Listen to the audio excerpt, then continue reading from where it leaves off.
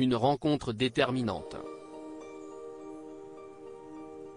Alors qu'il éprouvait le besoin d'explorer de nouveaux horizons professionnels, Éric Dupond-Moretti décide de s'essayer à la scène, début 2019.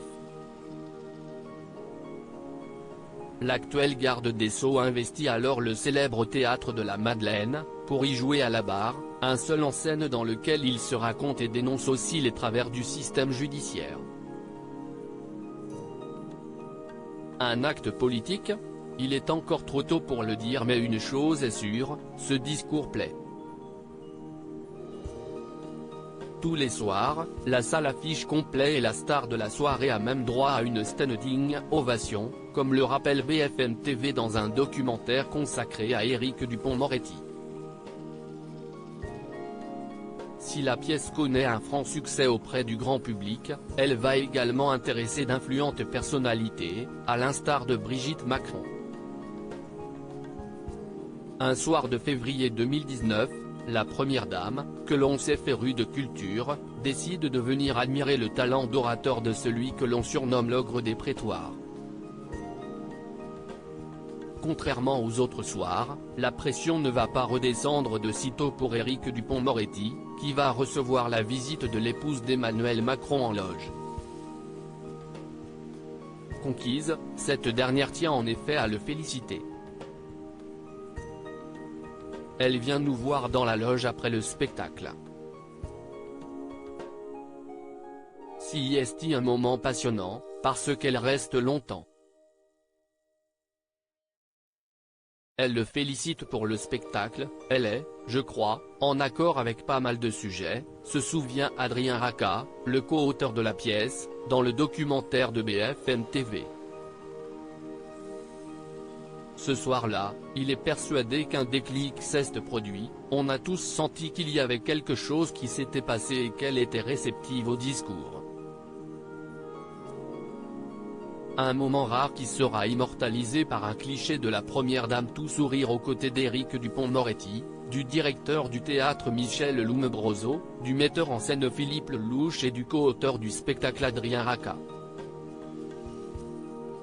Supérieur à remaniement d'Emmanuel Macron, découvrez les ministres du gouvernement Borny quelques mois après sa rencontre avec Brigitte Macron, les choses vont s'accélérer pour Éric Dupond-Moretti. Brigitte Macron, elle, n'évoquera jamais cette sortie culturelle, qui semble pourtant avoir joué un rôle dans la nomination de l'ancien avocat au gouvernement. Si bien que quelques mois après la visite de la première dame au Théâtre de la Madeleine, Éric Dupond-Moretti est reçu par Florian Bachelier, député de la majorité présidentielle et premier questeur de l'Assemblée nationale. Là encore, la rencontre est marquante, si est une vraie rencontre. Si est un punk malicieux, observe le député, et de poursuivre, je lui lance en début d'année 2020, par pure provocation bretonne, Dupond-Moretti à la chancellerie, ça aurait de la gueule quand même. Il m'a avoué plus tard que si est à partir de ce moment-là qu'une réflexion a commencé à germer dans son esprit. La première dame l'apprécie énormément. Difficile de savoir si la première dame a réellement pesé ou non dans la nomination d'Éric Dupond-Moretti. Mais lorsqu'on remonte le fil de l'histoire, elle n'y semble pas si étrangère, puisque si est elle qui l'a véritablement repéré, le soir où elle s'est rendue au Théâtre de la Madeleine pour le voir sur scène. Elle dit qu'elle n'a aucune influence sur les choix politiques d'Emmanuel Macron, néanmoins on sait qu'elle en a eu sur Jean-Michel Blanquer à l'Éducation nationale, avait rappelé Judith Weintraub, journaliste au Figaro, dans un documentaire de BFM TV diffusé en juillet 2020.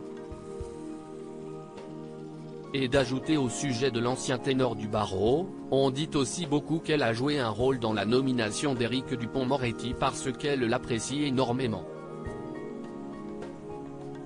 De son côté, la principale intéressée assure qu'elle se tient à distance de la politique. Il n'empêche que, fin juin, si est bien lui qu'Emmanuel Macron choisit d'appeler pour lui proposer d'intégrer le gouvernement. Crédit Photo, Stéphane Le Mouton.